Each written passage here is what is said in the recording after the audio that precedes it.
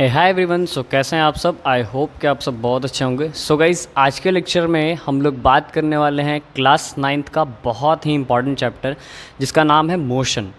जी हाँ गाइस, ये जो चैप्टर है ये आप लोग के लिए काफ़ी ज़्यादा इंपॉर्टेंट चैप्टर है क्योंकि आगे जाके 11th क्लास में भी आपको इस चैप्टर को पढ़ना होता है।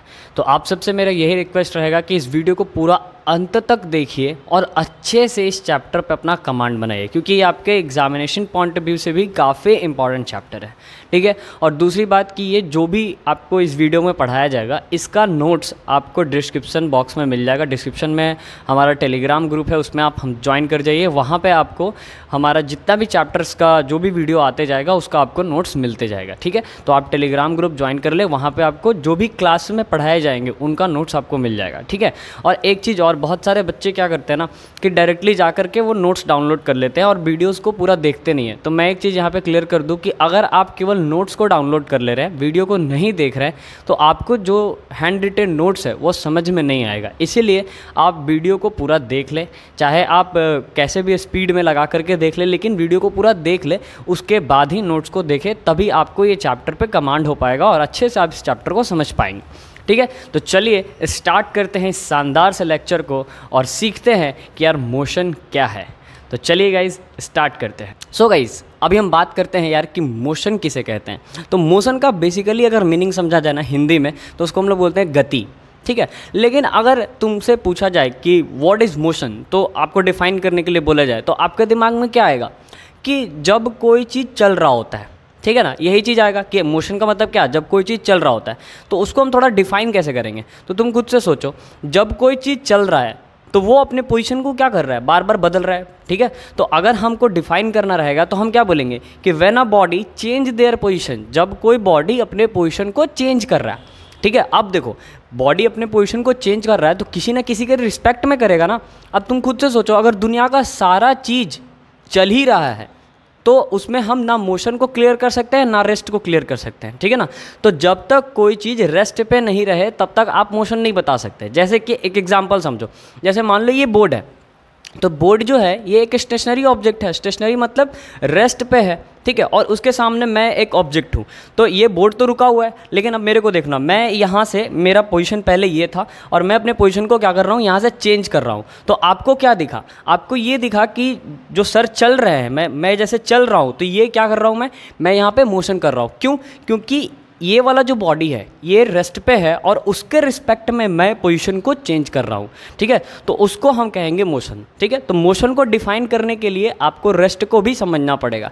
बिना रेस्ट के, मतलब बिना स्टेशनरी ऑब्जेक्ट के आप मोशन डिफाइन नहीं कर सकते। इसीलिए मैंने डेफिनेशन में यहाँ पे क्लियरली लिखा है कि when a body change their position with respect to stationary object, जब कोई बॉडी अपने पोजीशन को बदल रहा है, किसके रिस्पेक्ट में, स्टेशनरी ऑब्जेक्ट के रिस्पेक्ट में। स्टेशनरी ऑब्जेक्ट मतलब कोई चीज़ है जो रेस्ट पे रुका हुआ है, ठीक है, और उसको हम रेफरेंस पॉइंट मान रहे हैं, तभी हम डिफाइन कर पाएंगे कि मोशन किसे कहते हैं। तो अगर आप सिंपल से वर्ड में सोचें कि मोशन किसे कहते हैं, तो जब कोई बॉडी अपने पोजीशन को चेंज करे, किसके रिस्पेक्ट में, स्टेशनरी ऑब्जेक्ट के रिस्पेक्ट में, तो उसको हम क्या कहेंगे, मोशन कहेंगे, ठीक है। अब बात यहाँ पे आता है कि जो मोशन है वो कितने तरह के होते हैं। तो देखो, हमारे फिजिक्स में मोशन बहुत तरह का होता है, लेकिन अभी आपके 9th के लेवल पे आप कुछ मोशंस को पढ़ेंगे, ठीक है। आगे जाकर के बहुत सारा मोशन आएगा, लेकिन आपको भी कुछ मोशंस को पढ़ना है। जैसे कि यहाँ पे लिखा हुआ है रेक्टिलिनियर मोशन। रेक्टिलिनियर मोशन का मतलब क्या होता है, तो देखो, रेक्टिलिनियर मोशन का मतलब होता है कि जब कोई बॉडी, जैसे ये रेक्टिलिनियर मोशन है, तो जब कोई बॉडी स्ट्रेट लाइन में चले, जब कोई बॉडी स्ट्रेट लाइन में चले तो उसको हम क्या बोलते हैं, रेक्टिलिनियर मोशन बोलते हैं। देखो यहाँ पे जो रेक्टी है, रेक्टी का मतलब होता है स्ट्रेट और लीनियर का मतलब होता है लाइन। तो जब कोई बॉडी किस में चले, स्ट्रेट लाइन में चले, सीधा चले, तो उसको हम कहते हैं रेक्टिलिनियर मोशन। अच्छा, सर्कुलर मोशन, नाम से ही समझ में आ रहा है कि जब कोई बॉडी ऐसे सर्कुलर मूव करे, गोल गोल ऐसे मूव कर रहा है, ठीक है, तो उसको हम कौन सा मोशन कहेंगे, सर्कुलर मोशन। और रोटेटरी मोशन क्या होता है, रोटेटरी मोशन जो रोटेट करता है, जैसे हमारा अर्थ एक ही एक्सिस पे क्या कर रहा है, वो रोटेट कर रहा है, तो वो भी एक तरह का मोशन है। जैसे आप लोग बचपन में या फिर अभी भी आप लोग खेलते होंगे, वो होता था ना, क्या बोलते हैं उसको, हिंदी में जो बोलते हैं उसको लट्टू, लट्टू नचाते हैं, तो वो क्या करता है, एक उसका जो निडल रहता है, एक जो उसका पॉइंट रहता है, उसी पे वो क्या करता है, रोटेट कर रहा होता है। या फिर बोलते हैं ना बेबलेट, जो बेबलेट ऐसे नचाते हैं ऐसे खींच करके, तो उसमें भी क्या होता है, एक एक्सिस पे वो क्या कर रहा है, रोटेट कर रहा होता है। उस तरह के मोशन को हम कौन सा मोशन बोलते हैं, रोटेटरी मोशन बोलते हैं। अच्छा, उसके बाद आता है स्विंग। अब ये स्विंग क्या है, तो आपने झूला देखा होगा, झूला जो होता है ना, उसमें झूला में क्या होता है सिचुएशन कि पीछे हम लेके जाते हैं और वो ऐसे झूला ऐसे झूल रहे होते हैं, तो उस मोशन को हम लोग बोलते हैं स्विंग। और उस स्विंग को दूसरा नाम से बोला जाता है ऑसिलेटरी मोशन, या फिर पेंडुलम में भी हम लोग ऐसा देखते हैं। पेंडुलम भी आप लोगों ने देखा होगा, उसमें क्या होता है, ऐसे मोशन होता है, ठीक है। तो इस तरह के मोशन को हम लोग ऑसिलेटरी मोशन बोलते हैं, जो एक फिक्स पीरियड में काम करता है, उसको हम लोग ऑसिलेटरी बोलते हैं। तो ये आपको 11th में आगे जाके पढ़ना है। फिलहाल अभी देखा जाए तो इतने टाइप्स के मोशन होते हैं। अब देखो, यहाँ पे मोशन पढ़ने के बाद हमारे सामने दो चीज़ आता है, एक आता है डिस्टेंस और एक आता है डिस्प्लेसमेंट। अब ये डिस्टेंस क्या है, डिस्प्लेसमेंट क्या है, उसको समझिए। पहले समझिए कि मोशन क्या था। मोशन में मैंने क्या बोला कि जब कोई बॉडी, मान लो कोई एक बॉडी होगा जो ए पोजीशन पे होगा, ठीक है। अब यहाँ से बॉडी अपने पोजीशन को चेंज करते हुए किस पोजीशन पे आ गया, बी पोजीशन पे आ गया। तो अगर पहले स्टार्टिंग फेज में बॉडी कहाँ पे था, ए पोजीशन पे था। बॉडी मतलब कोई भी आदमी, कोई भी ऑब्जेक्ट कहाँ पे होगा, ए पोजीशन पे होगा, ठीक है। कुछ टाइम के बाद मान लेते हैं कि t is equal to zero. T is equal to zero मतलब कि स्टार्टिंग टाइम, ठीक है। t is equal to zero मतलब स्टार्टिंग टाइम। इसको हम क्या कर सकते हैं, इसको हम इनिशियल पॉइंट भी कह सकते हैं। तो जब कोई बॉडी इनिशियल पॉइंट पे, यहाँ पे था ए पोजीशन पे, इसने आफ्टर टाइम टी, माने कुछ समय के बाद, जब यहाँ पे टी टाइम हो गया, मान लो 10:15 पे यहाँ था और 10:20 पे यहाँ पहुँच गया, तो जैसे 5 मिनट का गैप आया, तो 5 मिनट के गैप में हमको क्या समझ में आया कि इसने अपने पोजीशन को बदल लिया। ए पोजीशन से वो कहाँ चला गया सर, बी पोजीशन पे चला गया। तो ये वाला पॉइंट क्या बन गया, फाइनल पॉइंट बन गया, फाइनल पॉइंट बन गया। तो इसने जब अपने पोजीशन को चेंज किया, तो क्या इसने कुछ दूरी कवर किया, ये वाला जो पॉइंट है इसने क्या किया, कुछ एक दूरी कवर किया। इस दूरी को हम क्या बोलेंगे, ये वाला जो डिस्टेंस है, इस पॉइंट को हम क्या बोलेंगे, यहाँ से यहाँ तक का जो बीच का जो दूरी है, इसको हम क्या बोलेंगे, इसको हम बोलेंगे डिस्टेंस, ठीक है। तो जब कोई ऑब्जेक्ट मोशन करता है तो वो डिस्टेंस कवर करता ही करता है, क्योंकि मोशन अगर वो करेगा तो अपने पोजीशन को चेंज करेगा, और अगर अपने पोजीशन को चेंज करेगा तो कुछ ना कुछ डिस्टेंस कवर करेगा, ठीक है। अब देखो, डिस्टेंस तो कवर करेगा। अब उसी के बाद क्या आ जाता है, डिस्प्लेसमेंट। अब डिस्प्लेसमेंट क्या है भाई, तो देखो डिस्टेंस जैसा है ना, उसी के जैसा डिस्प्लेसमेंट है। डिस्टेंस और डिस्प्लेसमेंट एक दूसरे के भाई हैं। अब लेकिन बहुत बच्चे क्या हो जाते हैं, आपस में कंफ्यूज हो जाते हैं कि यार यार डिस्टेंस क्या है, डिस्प्लेसमेंट क्या है, थोड़ा सा कंफ्यूज हो जाते हैं। तो ये कन्फ्यूज़न हम लोग अभी बहुत अच्छे से क्लियर करेंगे, बस आप आराम से देखते चलो। पहले समझो डिस्टेंस का मतलब क्या होता है, यहाँ डेफिनेशन देखेंगे। डिस्टेंस का मतलब होता है एक्चुअल पाथ लेंथ, ठीक है, कवर बाय मूविंग ऑब्जेक्ट या फिर मूविंग बॉडी। कोई मूविंग बॉडी है और उसने कितना एक्चुअली पाथ लेंथ कवर किया, उसको हम क्या कहते हैं, डिस्टेंस कहते हैं। अब आपको ये चीज़ लग रहा होगा कि सर कैसे समझा रहे यार, लेकिन तुम थोड़ा सा इसको एक और एग्जाम्पल से समझो।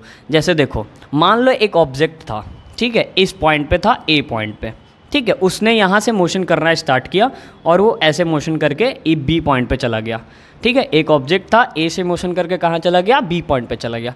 फिर उसने बी से मोशन किया और वो कहाँ आ गया, सी पॉइंट पे आ गया, ठीक है।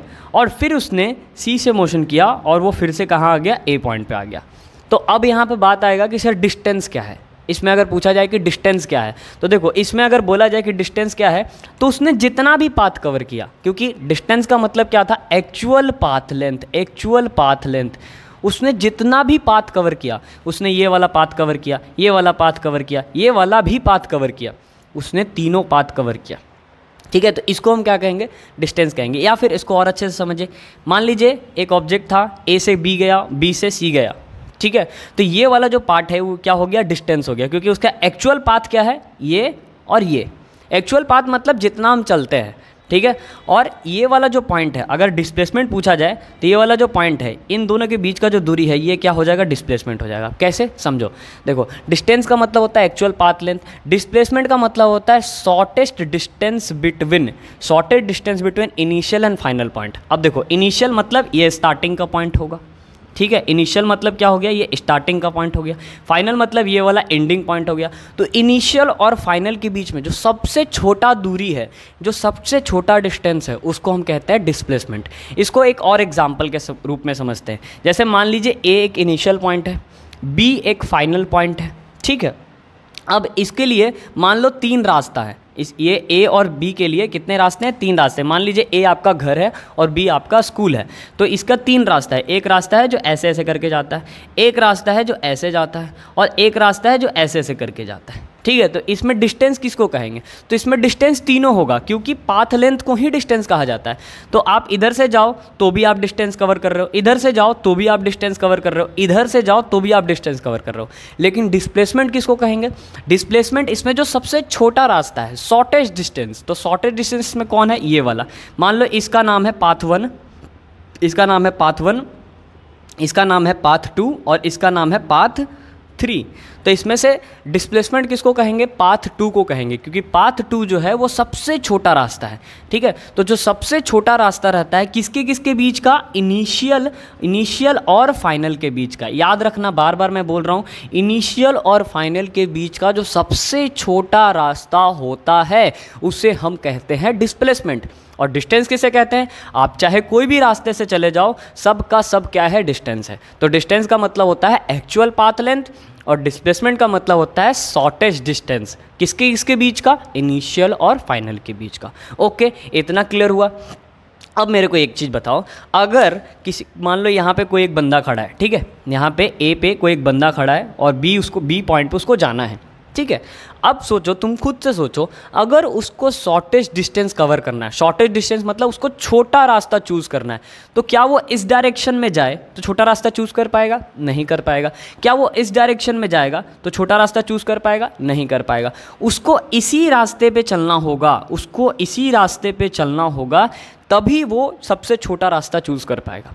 और अगर उसको इसी रास्ते पे चलना होगा तो मतलब कि ये एक डायरेक्शन डिपेंडेंट क्वांटिटी हो गया। डायरेक्शन डिपेंडेंट क्वांटिटी मतलब जब तक वो ये रास्ता नहीं चूज़ करेगा तब तक वो शॉर्टेस्ट डिस्टेंस कवर नहीं कर पाएगा। ठीक है, इसलिए इसमें डायरेक्शन एकदम कंपलसरी होगा कि भैया उसको इसी डायरेक्शन में ही चलना होगा। लेकिन डिस्टेंस के लिए तुम चाहे इधर से जाओ तो भी तुम डिस्टेंस कवर कर रहे हो, तुम चाहे इधर से जाओ तो भी तुम डिस्टेंस कवर कर रहे हो, तुम चाहे इधर से जाओ तो भी तुम डिस्टेंस कवर कर रहे हो। ठीक है, तो अगर थोड़ा सा ध्यान से समझे तो जो डिस्टेंस होता है वो स्केलर क्वांटिटी होता है।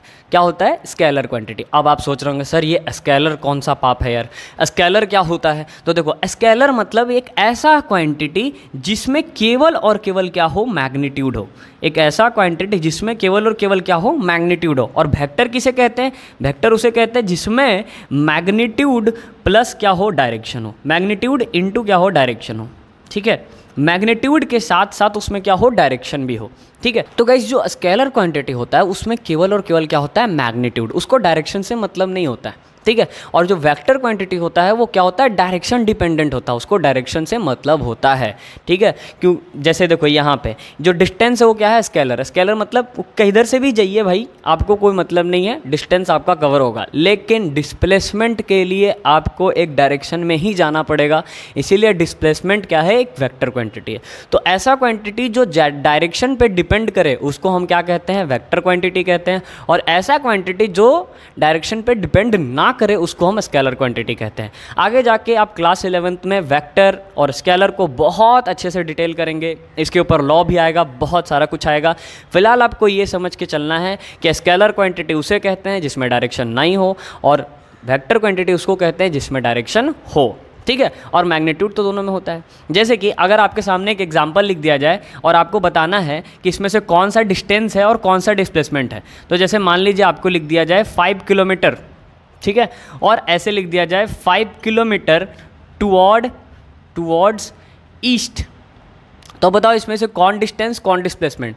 तो जो 5 किलोमीटर लिखा हुआ है इसमें केवल और केवल मैग्नीट्यूड बताया जा रहा है कि 5 किलोमीटर। अब ये 5 किलोमीटर किधर भी हो सकता है, ठीक है, तो ये हो गया डिस्टेंस। लेकिन इसमें क्या है? एक पर्टिकुलर डायरेक्शन दे दिया कि 5 किलोमीटर टुवर्ड ईस्ट, मतलब 5 किलोमीटर चलना है ईस्ट की तरफ, तो इसमें एक डायरेक्शन दे दिया गया। तो इसीलिए ये क्या कहला जाएगा? ये कहला जाएगा आपका डिस्प्लेसमेंट, और ये कहला जाएगा आपका डिस्टेंस। ठीक है, तो होप गाइज कि आपको डिस्टेंस डिस्प्लेसमेंट समझ में आ गया होगा, मोशन समझ में आ गया होगा, और स्केलर और वेक्टर भी समझ में आ गया होगा। ठीक है, इसके बाद भी अगर आपको समझ में नहीं आ रहा तो आप प्लीज़ कमेंट सेक्शन में कमेंट करके बताएं कि सर मेरे को इस पॉइंट पे डाउट हो रहा है, तो मैं नेक्स्ट वीडियो में या फिर अलग से मैं इस टॉपिक के लिए फिर से वीडियो बना दूंगा। ठीक है, तो जल्दी से ले लीजिए आप लोग इसका स्क्रीनशॉट, क्योंकि अगर आपको खुद से भी नोट्स मेक करना है तो आप इसका स्क्रीनशॉट ले लीजिए। फिर हम लोग आगे के स्लाइड में आगे की टॉपिक पे बात करते हैं, जहाँ पे हम लोग देखेंगे यूनिफॉर्म और नॉन यूनिफॉर्म मोशन को, और ऐसे ही कर करके हम लोग पूरा चैप्टर को कंप्लीट कर लेंगे।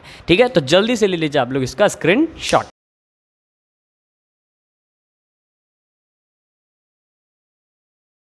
सो गाइज, अब चलिए हम लोग बात करते हैं आगे के स्लाइड के ऊपर।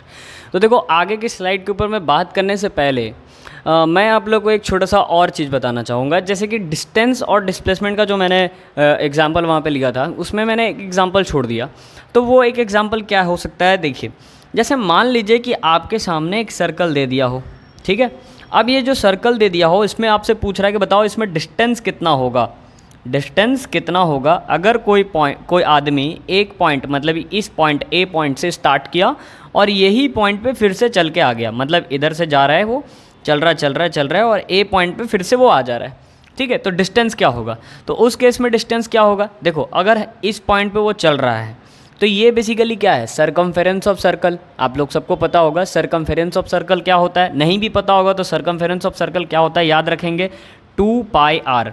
सरकमफेरेंस ऑफ सर्कल बेसिकली ये वाला पार्ट होता है, ये जो किनारा होता है ना सर्कल का, उसी को हम लोग बोलते हैं सरकमफेरेंस ऑफ सर्कल। तो सरकमफेरेंस ऑफ सर्कल मतलब इस रास्ते से वो बंदा आया है, तो सरकमफेरेंस ऑफ सर्कल कितना हो जाएगा, 2πr। लेकिन अगर यहाँ पे गाइस डिस्प्लेसमेंट आपसे पूछा जाए, क्या पूछा जाए आपसे, डिस्प्लेसमेंट पूछा जाए, तो यहाँ पे जो डिस्प्लेसमेंट होगा वो क्या हो जाएगा, 0 हो जाएगा। क्यों 0 हो जाएगा, क्योंकि तुम खुद से सोचो, इसका इनिशियल पॉइंट भी ए है और फाइनल पॉइंट भी ए है, और डिस्प्लेसमेंट बेसिकली मैंने क्या बताया था, इनिशियल और फाइनल के बीच का शॉर्टेस्ट डिस्टेंस। तुम खुद से सोचो, इनिशियल भी यही, फाइनल भी यही, तो इनके बीच का शॉर्टेस्ट डिस्टेंस तो कुछ होगा ही नहीं ना, है ना। तो इसीलिए यहाँ पे जब एक चीज़ याद रखना कि जब कोई बॉडी एक पॉइंट से स्टार्ट हो रहा है और फिर से घूम के उसी पॉइंट पे आ जा रहा है, भले वो कितना ही डिस्टेंस क्यों ने कवर किया हो, अगर घूम करके फिर से उसी पॉइंट पे आ जा रहा है तो डिस्प्लेसमेंट हो जाएगा 0, और जो डिस्टेंस हो जाएगा वो उसका एक्चुअल पाथ होगा। तो एक्चुअली उसने ये पाथ कवर किया, ठीक है, तो हो जाएगा 2πr। अब एक बार घुमा है तो 2πr, 2 बार घुमा है तो 2 × 2πr, 3 बार घुमा है तो 3 × 2πr, 4 बार घुमा है तो 4 × 2πr, या फिर एक बार घूम करके आधा घुमा है, तो देखो एक बार पूरा घुमा है तो 2πr, और आधा घुमा है तो उसके लिए क्या हो जाएगा, πr। जब पूरा के लिए 2πr तो आधा के लिए πr।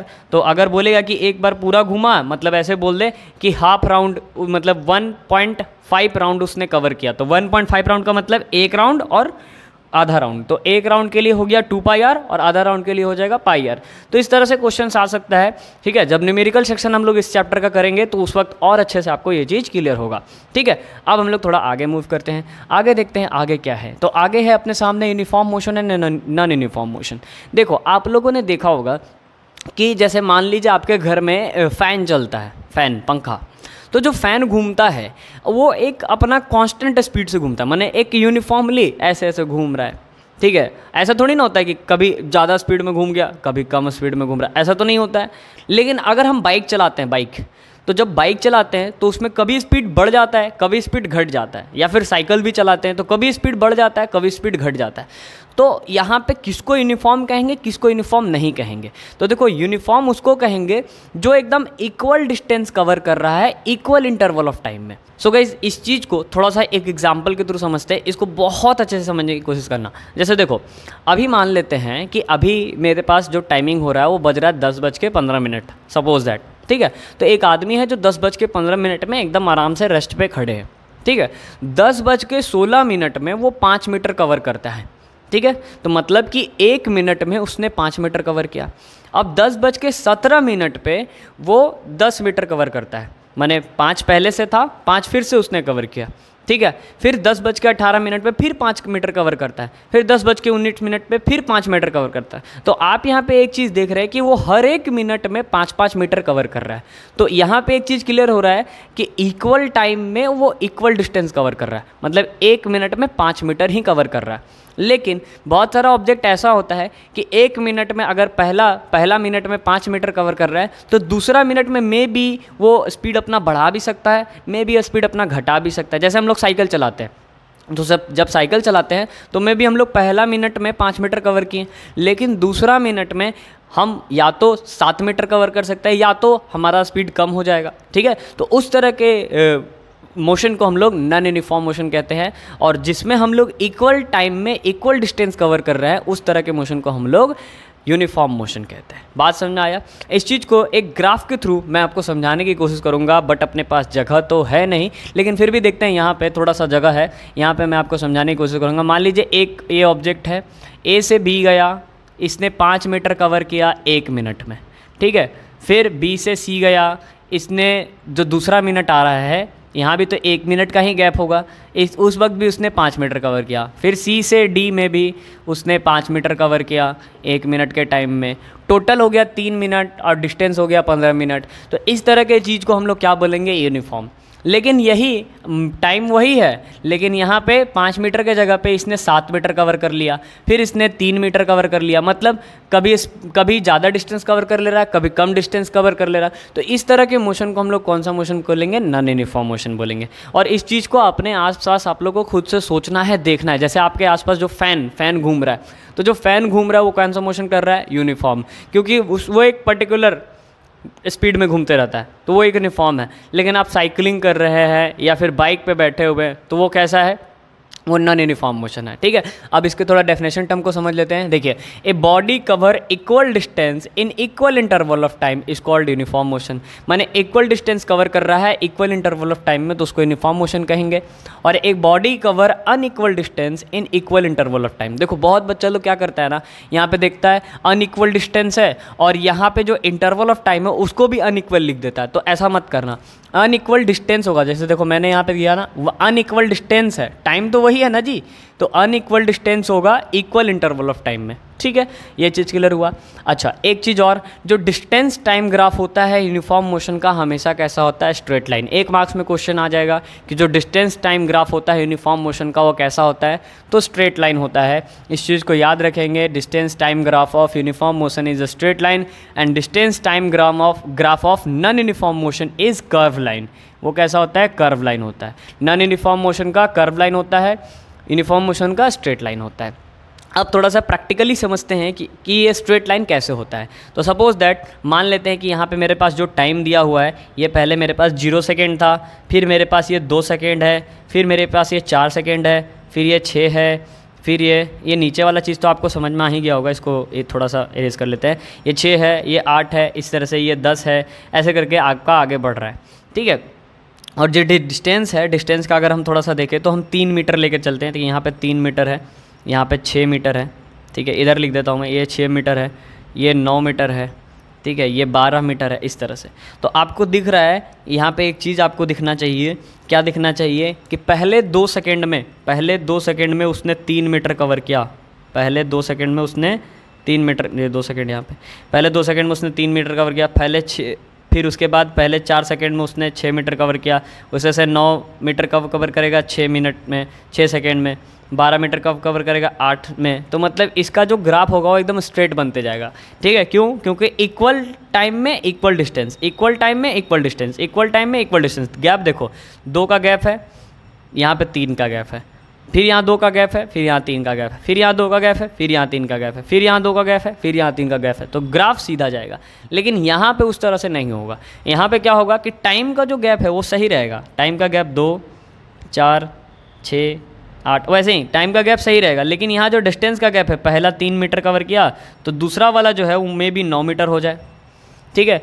तीसरा वाला मे बी घट जाए, लेकिन यहाँ पे बढ़ते हुए दिख रहा है तो ये और बढ़ रहा है, तो 9 के बाद ये 15 हो गया, इसीलिए इसका जो स्पीड है कंटिन्यूसली बढ़ रहा है, ठीक है। तो इस तरह के चीज़ को हम लोग नॉन यूनिफॉर्म कहेंगे। और जो नॉन यूनिफॉर्म मोशन होता है एक्चुअली में एक्सीलरेटेड मोशन होता है। एक्सीलरेटेड मोशन का मतलब जो हम लोग गाड़ी चलाते हैं ना, तो गाड़ी में हम लोग एक्सीलरेटर का यूज़ करते हैं। तो एक्सीलरेटर का यूज़ करने से क्या होता है, अचानक से स्पीड बढ़ जाता है, तो वो एक्सीलरेटेड मोशन है। यूनिफॉर्मली नहीं चला पाते हम लोग कभी भी गाड़ी को कि हाँ भाई एकदम यूनिफॉर्मली डिस्टेंस में चला रहे हैं ऐसे एकदम, नहीं, ऐसा नहीं हो सकता है। हम लोग क्या करते हैं, कभी जर्किंग आ गया, कभी मार्केट आ गया, कभी खुला रास्ता मिल रहा है, तो कभी गाड़ी स्पीड हो रहा है, कभी कम हो रहा है, तो उस तरह के मोशन को हम लोग एक्सीलरेटेड मोशन या फिर नॉन यूनिफॉर्म मोशन भी कहते हैं। तो याद रखिएगा, यहाँ पे 3 पॉइंट आपको क्लियर करना है। यूनिफॉर्म मोशन जो होता है वो क्या होता है, equal distance in equal interval of time.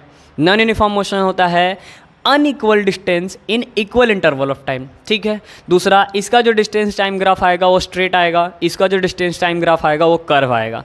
इस तरह के मोशन को हम लोग एक्सीलरेटेड मोशन कहते हैं, और ये ग्राफ्स आपको याद रखने हैं, यूनिफॉर्म का और ये नॉन यूनिफॉर्म का, ये डिस्टेंस ये टाइम। ओके, तो आपको ये चीज़ क्लियर हुआ होगा, आई होप। अब देखो, इसके बाद जब हमने डिस्टेंस और टाइम को आपस में रिलेट किया तो एक वर्ड चीज़ निकल के आया जिसको हम लोग क्या बोलते हैं, स्पीड बोलते हैं। ठीक है, स्पीड। अब ये स्पीड क्या है सर, तो स्पीड को बेसिकली अगर देखा जाए तो क्या है, distance travel per unit time is called speed. एकदम सिंपल से वर्ड में, कितना डिस्टेंस कवर हो रहा है कितने यूनिट ऑफ टाइम में, उसी को हम लोग क्या कहेंगे, स्पीड कहेंगे। ठीक है, जैसे मान लो कि दो लड़का है, ठीक है, अब दोनों लड़का के लिए एकदम सेम डिस्टेंस, सेम दूरी रख दी है, दोनों लड़का को 1-1 किलोमीटर कवर करना है। ठीक, दोनों को बोले साथ में दोनों एक ही टाइम पे दौड़ जाओ। ठीक है, दोनों एक ही टाइम पे दौड़ गया। ठीक है, उसमें से एक बहुत पहले वो 1 किलोमीटर का डिस्टेंस कवर कर लिया और एक थोड़ा टाइम लगाया। मान लो एक लड़का बहुत पतला होगा, एक लड़का काफ़ी मोटा होगा। ठीक है, तो जो मोटा होगा वो धीरे धीरे दौड़ेगा, जो पतला होगा एकदम फट से दौड़ जाएगा। तो जो पतला होगा उसका स्पीड बेसिकली क्या होगा, ज़्यादा होगा। ठीक है, तो एक कॉमन सेंस वाली बात है कि दोनों के लिए डिस्टेंस तो सेम ही था, लेकिन इसने कम टाइम लिया, उसने ज़्यादा टाइम लिया। तो यहाँ पे टाइम का खेला होता है। तो डिस्टेंस की स्पीड किसको कहते हैं हम लोग, कि distance travel per unit time, कितना डिस्टेंस आप ट्रेवल कर रहे हैं कितने यूनिट ऑफ टाइम में। ठीक है, अगर आप ज़्यादा डिस्टेंस ट्रेवल कर रहे हैं कम यूनिट ऑफ टाइम में तो आपका स्पीड ज़्यादा है। अगर आप कम डिस्टेंस ट्रेवल कर रहे हैं और टाइम आप बहुत ज़्यादा ले रहे हैं तो आपका स्पीड बहुत कम है। ठीक है, जैसे कछुआ, कछुआ क्या होता है कि वो डिस्टेंस बहुत ही कम ट्रेवल करता है। ठीक है, और टाइम काफ़ी ज़्यादा लेता है। लेकिन उसी के हिसाब से अगर खरगोश को देखें तो खरगोश का कहानी क्या है, हम लोग कछुआ और खरगोश का कहानी तो हमेशा सुनते आ रहे हैं ना, तो खरगोश का कहानी क्या है कि वो अपने डिस्टेंस को बहुत जल्दी जल्दी कवर करता है कम टाइम में, तो उसका स्पीड ज़्यादा होगा। खैर, स्पीड का फार्मूला क्या हो जाएगा, डिस्टेंस बाय टाइम, क्योंकि बोल रहा है पर यूनिट टाइम, तो डिस्टेंस बाय टाइम इसका फार्मूला हो गया। इसको सिंबल में देखें तो S = D/T हम लोग लिखते हैं। अब बात आता है कि इसको नापेंगे किस में, ऐसा यूनिट क्या होगा। जैसे आप लोग दूध खरीदने जाते होंगे तो दूध खरीदने के लिए आप लोग उसको लीटर में लेते होंगे दूध को। कभी भी आप जाके ये बोलते हैं कि हमको दूध चाहिए, 1 दर्जन दूध दे दो, बोलेगा पागल है क्या, 1 दर्जन दूध थोड़ी ना दिया जाता है। तो उसी तरह से जो स्पीड होता है उसको भी नापा जाता है। स्पीड को कैसे नाप सकते हैं, तो देखो डरना नहीं है, स्पीड का फार्मूला से ही हम लोग उसको नाप लेंगे। देखो जैसे यहाँ पे क्या है, डिस्टेंस, तो डिस्टेंस को हम किस में नापेंगे, डिस्टेंस बेसिकली क्या है, लंबाई। लंबाई को किस में नापते हैं, जैसे दर्जी उर्जी की दुकान में जाते हो तो लंबाई वो लोग किस में नापता है, मीटर में। ठीक है, तो डिस्टेंस को हम किस में नाप सकते हैं, मीटर में, और टाइम को हम लोग जनरली किस में नाप सकते हैं, सेकंड में। अब आप में से कुछ बच्चों के दिमाग में ये आ रहा होगा कि सर डिस्टेंस को किलोमीटर में भी तो नाप सकते हो, टाइम को आवर में भी तो नाप सकते हो, मिनट में भी तो नाप सकते हो, लेकिन नहीं, यहाँ पे हम स्टैंडर्ड की बात कर रहे हैं। ठीक है, स्टैंडर्ड किसको कहते हैं, मतलब जनरली हम लोग क्या लेते हैं, तो जनरली हम लोग डिस्टेंस को नापने के लिए मीटर लेते हैं और टाइम को नापने के लिए सेकंड लेते हैं। 11th क्लास में ये चीज़ और अच्छे से क्लियर होगा। फिलहाल अभी बस इतना सेट रखें कि डिस्टेंस को नापने के लिए मीटर लेंगे, टाइम को नापने के लिए सेकंड लेंगे। तो इसका ऐसा यूनिट क्या आ जाएगा, मीटर बाई सेकंड, यानी कि मीटर पर सेकंड। मीटर बाई सेकंड को हम लोग क्या कहते हैं, मीटर पर सेकंड। अब तुम खुद से सोचो, अगर नीचे सेकंड है तो नीचे से ऊपर अगर वो जाएगा तो इसको हम ऐसे लिख सकते हैं, मीटर S⁻⁻1। क्योंकि देखो आपने पढ़ा होगा एक्सपोनेंट एंड पावर वाले चैप्टर क्लास 8 में कि नीचे अगर कोई चीज़ है, नीचे से ऊपर अगर वो जा रहा है तो उस पर पावर कितना हो जाता है, -1 हो जाता है। ठीक है, तो वही चीज़ है, इस पर पावर 1 है, नीचे से ऊपर गया तो -1। अगर मान लो इस पर पावर 2 रहता, नीचे से ऊपर जाता तो S⁻2 हो जाता है। ठीक है, तो वो बात की बात है, बेसिक मैथ है वो। ठीक, तो इसीलिए ऐसा यूनिट ऑफ स्पीड कोई पूछे तो फट से बोलना मीटर पर सेकेंड। और बोले कि अगर कोई छोटा वैल्यू को नापना है, जैसे कि स्पीड का हमको कोई छोटा वैल्यू, माने कोई छोटा चीज़, छोटा सा कार है या छोटा सा कोई मतलब छोटा सा चींटी वगैरह जो है, तो अब चींटी वगैरह तो मीटर को बहुत देर में कवर करेगा ना, तो उसको कैसे नापेंगे सर, तो उसको नापेंगे सेंटीमीटर पर सेकंड में। ठीक है, मीटर की जगह क्या कर दो सेंटीमीटर और सेकंड एज इट इज रह जाएगा, तो सेंटीमीटर पर सेकंड में, और उसको हम cm/(S⁻⁻1) लिख सकते हैं। स्पीड कैसा क्वांटिटी होगा सर, स्पीड होगा स्केलर क्वांटिटी।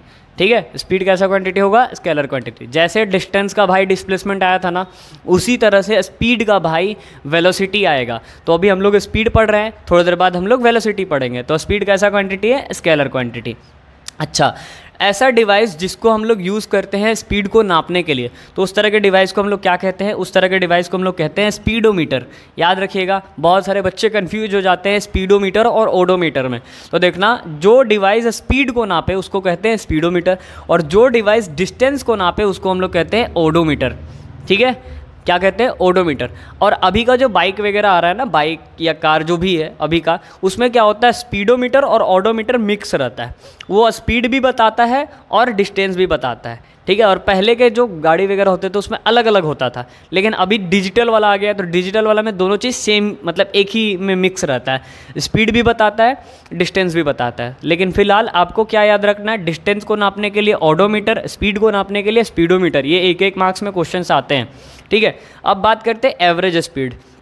एवरेज स्पीड क्या होता है? एवरेज स्पीड का मतलब होता है, जैसे मान लो कि आपको एक पॉइंट से दूसरे पॉइंट जाना है। जैसे मान लो आपको ये ए पॉइंट से कहाँ जाना है, बी पॉइंट तक जाना है, ठीक है। अब ये मेरे बोर्ड पे बहुत छोटा है, लेकिन समझो कि ये बहुत लंबा दूरी है, 10 किलोमीटर का दूरी है, ठीक है। आप मस्त कार में बैठ गए या फिर आप मस्त बाइक में बैठ गए और आपको ए पॉइंट से बी पॉइंट तक जाना है, ठीक है। 10 किलोमीटर का दूरी है। तो एक बात बताओ मेरे को, अगर आप यहाँ से यहाँ जा रहे थे, ठीक है, आप जब डिस्टेंस कवर कर लिए, डिस्टेंस कवर करने के बाद मैं आपसे पूछ रहा हूँ कि बताओ आपका जो स्पीड था गाड़ी का वो कितना था। तो अगर आप एक्चुअली में साइंस के स्टूडेंट है तो आप क्या बोलेंगे कि सर जो स्पीड था वो हम कंफर्म थोड़ी ना बता सकते हैं। कभी मेरा गाड़ी 80 किलोमीटर पर आवर के स्पीड से चल रहा था, कभी जर्किंग के वजह से स्पीड कम हो जा रहा था, कभी ट्रैफिक के वजह से स्पीड कम हो जा रहा था। जब खाली रास्ता मिल रहा था तो गाड़ी काफ़ी ज़्यादा स्पीड में चल रहा था। तो हम एक पर्टिकुलर स्पीड तो नहीं बता सकते हैं, क्योंकि हर पॉइंट पर इसका स्पीड क्या हो रहा होगा, कम ज़्यादा हो रहा होगा, ठीक है। तो उस तरह के केस में हम लोग क्या करते हैं, उस तरह के केस में हम लोग एवरेज स्पीड निकालते हैं। एवरेज स्पीड कैसे निकालते हैं? टोटल डिस्टेंस, मैंने टोटल हमने यहाँ से यहाँ तक कितना डिस्टेंस कवर किया वो, और टोटल टाइम हमने कितना कवर किया वो। तो total distance by total time जब हम करते हैं तो हमको क्या मिलता है, एवरेज स्पीड मिलता है, ठीक है। तो एवरेज स्पीड बेसिकली कुछ नहीं है, वही चीज़ है, क्या होता है, total distance travel by a body divided to the total time taken. कितना आपने टोटल डिस्टेंस कवर किया और आपने कितना टोटल टाइम लिया, उस तरह की चीज़ को हम लोग कहते हैं एवरेज स्पीड। उसका फार्मूला होता है total distance by total time. जैसे कि एक एग्जांपल समझिए, एक पॉइंट समझिए, ये भी एक मार्क्स का क्वेश्चन में आ जाता है कि साउंड का एवरेज स्पीड क्या है। तो साउंड का एवरेज स्पीड है 3 × 10⁸ मीटर पर सेकेंड, ठीक है। 10⁸ मतलब बहुत बड़ा वैल्यू है, ठीक है। और इतना मीटर चल जाता है 1 सेकेंड में। तुम सोच लो, 3 के बाद 8 जीरो लगा दो, उतना मीटर 1 सेकेंड में भागता है लाइट। सॉरी, यहाँ पे मैंने उल्टा लिख दिया है, यहाँ पे मैंने थोड़ा सा उल्टा लिख दिया है। यहाँ पे लाइट होगा और यहाँ पे साउंड होगा, ठीक है, ठीक। तो इसीलिए आप लोग देखते होंगे कि जब बिजली वगैरह कड़कता है या फिर थंडरिंग जब होता है, तो आप ध्यान से देखना, कभी गौर करना, जब थंडरिंग होगा ना तो पहले लाइट आएगा, उसके बाद साउंड आएगा। क्यों? क्योंकि देखो लाइट का कितना स्पीड है, 3 × 10⁸, मतलब 3 के बाद 8 जीरो लगा दो, उतना मीटर 1 सेकेंड में, ठीक है। इसीलिए लाइट पहले आता है और उसके बाद साउंड आता है। साउंड कहाँ? 344 मीटर पर सेकेंड, मतलब ई तो इसके सामने कुछ नहीं है ना, लाइट के सामने साउंड कुछ नहीं है। इसीलिए जब थंडरिंग होता है ना तो पहले आपको बिजली कड़कते हुए दिखेगा, मतलब पहले आपको लाइटनिंग दिखेगा, उसके थोड़ी देर बाद आपको साउंड मिलेगा, ठीक है। तो अगर आप साइंस जान रहे हैं, फिजिक्स जान रहे हैं, तो अपने दोस्त को आप बोल सकते हो जैसे ही लाइट चमका, तो वो देख के आप बोल सकते हो, देख भाई अभी लाइट चमक रहा, थोड़ी देर में बहुत भयानक आवाज़ आने वाला है, और जितना ज़्यादा लाइट उतना ज़्यादा आवाज़ आएगा, उतना ज़्यादा साउंड आएगा। तुम्हारा दोस्त बोलेगा कि अरे यार तुमको कैसे पता? तो हमको फिजिक्स पता है, इसलिए पता है, ठीक है। अच्छा, ह्यूमंस जो होते हैं, जो हम ह्यूमन बींग्स होते हैं, उनका जो एवरेज स्पीड होता है वो कितना होता है? 2 मीटर पर सेकेंड। मतलब हम लोग जनरली 1 सेकेंड में 2 मीटर चल सकते हैं, ठीक है। सोच के ताजुब लग रहा होगा ना, 1 सेकेंड में हम लोग 2 मीटर चल लेते हैं। हाँ, 1 सेकेंड में हम लोग लगभग 2 मीटर चल लेते हैं। जो बर्ड्स होते हैं, बर्ड्स बेसिकली 5 से 15 मीटर पर सेकेंड चलता है। मतलब वो बर्ड जो होती हैं 1 सेकेंड में 5 मीटर या फिर 15 मीटर, जैसा बर्ड वैसा उसका ये, ठीक है। अब जैसे मान लो काफ़ी बड़ा बर्ड है तो उसका 15 मीटर के आसपास होगा, छोटा बर्ड है तो 5 मीटर के आसपास होगा। खैर वो सब बात की बातें हैं। अब हम लोग बात करते हैं यूनिफॉर्म स्पीड या फिर कांस्टेंट स्पीड। देखो जैसे आपने यूनिफॉर्म मोशन को समझा था ना, उसी तरह से यूनिफॉर्म स्पीड है। यूनिफॉर्म स्पीड में क्या है? The body travel equal distance in equal interval of time. एक ऐसा बॉडी जो ट्रेवल करेगा इक्वल डिस्टेंस और इक्वल इंटरवल ऑफ टाइम में, तो उस तरह के स्पीड को हम लोग क्या कहेंगे? यूनिफॉर्म स्पीड कहेंगे। तो जैसा यूनिफॉर्म मोशन था वैसा ही यूनिफॉर्म स्पीड था। तो होप गाइस कि आपको ये स्लाइड भी बहुत अच्छे से समझ में आया होगा। कोई भी पार्ट अगर समझ में नहीं आ रहा है तो आप कमेंट सेक्शन में कमेंट करके बताएं प्लीज़। इसके बाद जब हम लोग इसका रिवीजन क्लास करेंगे या फिर जब हम लोग इसका 1 शॉट करेंगे तो उसमें आपको ये चीज़ बहुत अच्छे से क्लियर कर दूंगा मैं, ठीक है। या फिर एक और पार्ट ला करके डाउट क्लास करके मैं इसको क्लियर कर दूंगा, ठीक है। तो जल्दी से ले लीजिए इसका स्क्रीनशॉट, फिर हम लोग बात करते हैं इसके नेक्स्ट स्लाइड पे और आगे के चैप्टर को समझते हैं। तो गाइज जल्दी से ले लीजिए आप लोग इसका स्क्रीनशॉट।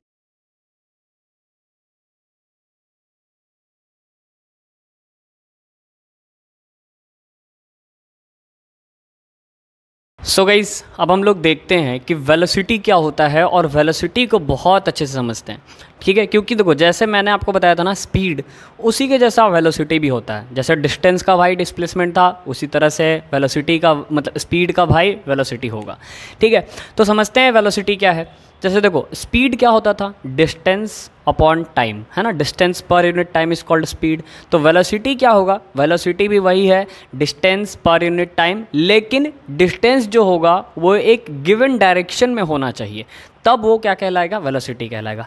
मतलब कि इनडायरेक्ट वे में इसको हम ऐसे कह सकते हैं कि displacement per unit time is called velocity, ठीक है। क्योंकि वेलोसिटी में किसकी बात हो जाती है, डायरेक्शन की बात हो जाती है। स्पीड में क्या होता है, डायरेक्शन का बात नहीं होता है। जैसे मान लो फैन चल रहा है, तो फैन में क्या है, कोई डायरेक्शन नहीं है, वो एक ऐसे रोटेट कर रहा है। लेकिन अगर मान लो हम बाइक चला रहे हैं, तो बाइक हम एक डायरेक्शन में ही चलाएंगे ना, कि हमको ए से बी जाना है या बी से सी जाना है, ठीक है, मतलब किसी जगह से दूसरे जगह जाना है, तो हम एक डायरेक्शन में चलाएंगे।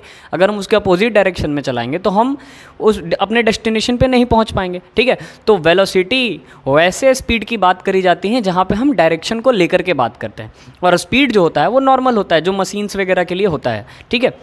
तो अगर हम वेलोसिटी की बात करें तो क्या है, देखो distance travel per unit time, यहाँ पे देख रहे होंगे आप, distance travel per unit time in given direction, कि आप जो डिस्टेंस ट्रेवल कर रहे हैं पर यूनिट टाइम में लेकिन एक डायरेक्शन में, तो वो क्या हो गया, वेलोसिटी हो गया। और यही अगर खाली डायरेक्शन हटा दो तो वो क्या हो जाता है, स्पीड हो जाता है, ओके। अच्छा, अगर कोई डिस्टेंस है जो गिवन डायरेक्शन में चल रहा है, या फिर कोई डिस्टेंस है जिसको हम किसी एक डायरेक्शन को लेकर के देख रहे हैं, तो उसको हम लोग डिस्टेंस नहीं बोलते हैं, उसको हम लोग क्या बोलते हैं, बोलो, उसको हम लोग बोलते हैं डिस्प्लेसमेंट। इसीलिए जो वेलोसिटी होगा उसका फॉर्मूला डिस्प्लेसमेंट बाय टाइम भी हो सकता है, ठीक है। और जो डिस्प्लेसमेंट होता है उसको हम एस से दिखाते हैं, ठीक है। अब आप सोच रहे होंगे सर हम तो कंफ्यूज हो गए, स्पीड को भी आपने एस से दिखा दिया और डिस्प्लेसमेंट को भी आपने एस से दिखा दिया।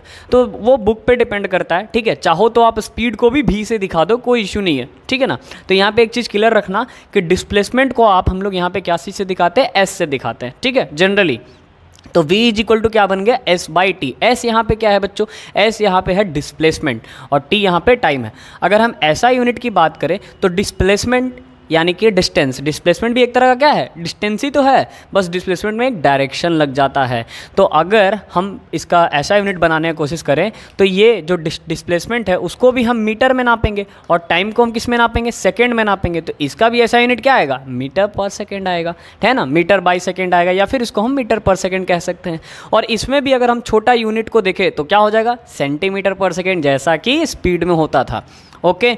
अच्छा, अब सर वेलोसिटी जो है उसको डायरेक्शन चाहिए, क्योंकि वेलोसिटी में हम डिस्प्लेसमेंट बाय टाइम की बात कर रहे हैं, इसमें डायरेक्शन ज़रूरी है, और डायरेक्शन ज़रूरी है तो वेलोसिटी कैसा क्वांटिटी हो जाएगा, वेलोसिटी हो जाएगा वेक्टर क्वांटिटी, ठीक है। अच्छा, अगर यहाँ पे एक थोड़ा सा और अच्छे से समझें तो देखो यहाँ पे एक फार्मूला बनता है कि अगर मान लो तुम्हें डिस्टेंस ट्रेवल निकालना है, इस पर एक क्वेश्चन आता है, इसलिए मैंने इस फार्मूला को यहाँ पे लिख दिया कि अगर मान लो तुम्हें डिस्टेंस ट्रेवल दे दिया है, ठीक है, और तुमको टाइम दे दिया है और तुमसे पूछ रहा है एवरेज वेलोसिटी, तो तुम इस फार्मूले के यूज से कर सकते हो। देखो इस फार्मूले में क्या है, तुमसे अगर पूछ रहा है एवरेज वेलोसिटी, तुमको क्या दे दिया, डिस्टेंस ट्रेवल और टाइम दे दिया, तो डिस्टेंस ट्रेवल जो दिया है उसको टाइम से डिवाइड कर दो, तुमको एवरेज वेलोसिटी मिल जाएगा। या फिर मान लो तुमको एवरेज वेलोसिटी दे दिया है, टाइम दे दिया है, पूछ रहा है कि कितना डिस्टेंस हमने ट्रेवल किया, तो उसमें कुछ नहीं, एवरेज वेलोसिटी इनटू टाइम कर दो, आपको डिस्टेंस ट्रेवल मिल जाएगा, ठीक है। तो इस पर हम लोग न्यूमेरिकल यूज़ करेंगे आगे जाके, पहले मैंने यहाँ पे लिख दिया ताकि जब मैं न्यूमेरिकल कराऊँ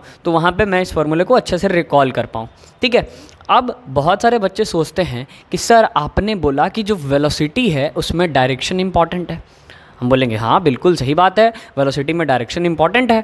तो बच्चा सोच रहा है कि सर जो डायरेक्शन होगा वेलोसिटी का वो किधर होगा, तो सिंपल से वर्ड में ये सोचो, जिधर हमारा बॉडी का मूवमेंट होगा उधर ही हमारा वेलोसिटी का डायरेक्शन होगा। मीन्स जिधर हमारा बॉडी डिस्प्लेस कर रहा होगा, जिधर हमारा बॉडी का डिस्प्लेसमेंट हो रहा होगा उधर ही हमारा वेलोसिटी का डायरेक्शन हो रहा होगा। इसीलिए हमने यहाँ पे एक पॉइंट लिखा है, direction of velocity is same as the direction of displacement of body. मतलब जिधर बॉडी का डिस्प्लेसमेंट हो रहा है उधर ही हमारा डायरेक्शन होगा किसका, वेलोसिटी का। ओके, तो गाइस आपको वेलोसिटी का बेसिक क्लियर हो गया होगा। इसके बाद हम बात करते हैं कि यूनिफॉर्म वेलोसिटी किसको कहते हैं। यार देखो, यूनिफॉर्म अब तो आपको समझ में आ गया होगा कि यूनिफॉर्म का मतलब क्या होता है। Equal distance in equal interval of time, बस एक गिवन डायरेक्शन में करेंगे। तो अगर हम यहाँ पे यूनिफॉर्म वेलोसिटी की बात करें तो बहुत बच्चा लोग क्या करता है ना, वो लिख देता है कि equal displacement in equal interval of time is called uniform velocity. लेकिन कभी कभी कुछ टीचर्स होते हैं, ये सही है, लेकिन कभी कभी कुछ टीचर्स होते हैं जो उस डेफिनेशन को कट कर देते हैं। क्योंकि अगर थोड़ा सा प्रिसाइज डेफिनेशन देखा जाए तो प्रिसाइज डेफिनेशन क्या है कि equal distance in equal interval of time in a straight line और in given direction. Straight line यहाँ पर लिखना ज़रूरी है। अब तुम सोचोगे सर ये स्ट्रेट लाइन क्यों लिखना ज़रूरी है, क्योंकि तुम खुद से सोचो, वेलोसिटी जो होता है वो डायरेक्शन पे भी डिपेंड करता है। तो अगर आप स्ट्रेट लाइन में चल रहे हैं तो आपका डायरेक्शन चेंज नहीं हो रहा है। लेकिन अगर आपने केवल लिख दिया कि equal displacement in equal interval of time, तो उसमें क्या होगा, जो डिस्प्लेसमेंट है मे बी सर्कुलर हो, तो सर्कुलर जब होगा तो वहाँ तो डायरेक्शन चेंज हो रहा है ना सर, ठीक है, वहाँ पे क्या हो रहा है, डायरेक्शन चेंज हो रहा है। तो उसमें टीचर क्या करते हैं, कुछ टीचर जो होते हैं वो क्या करते हैं, आपके मार्क्स कट कर देते हैं। इसीलिए कभी भी आप उस तरह का डेफिनेशन ना लिखें, आप क्या लिखें, a body cover equal distance in equal interval of time in straight line और इन स्पेसिफाइड डायरेक्शन।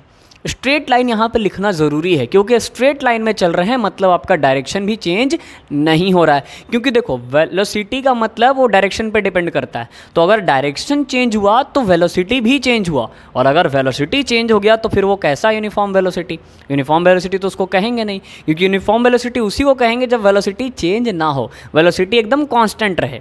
ठीक है, तो वेलोसिटी को कांस्टेंट रहने के लिए क्या करना होगा, इक्वल डिस्टेंस कवर करना होगा, इक्वल इंटरवल ऑफ टाइम में कवर करना होगा, और स्ट्रेट लाइन में चलना चाहिए, और एक स्पेसिफाइड डायरेक्शन में चलना चाहिए। तो ये 4 पॉइंट को याद रखेंगे। क्या क्या, देख लो यहाँ पे ध्यान से, क्या क्या, equal distance in equal interval of time in straight line और इन स्पेसिफाइड डायरेक्शन। ठीक है, तो ये चीज़ आपको लिखना ही लिखना है। ठीक है, क्योंकि अगर आप स्ट्रेट लाइन में नहीं रहेंगे तो वहाँ पे वेलोसिटी का डायरेक्शन बदलेगा, और वेलोसिटी का डायरेक्शन बदलेगा तो वेलोसिटी भी बदलेगा।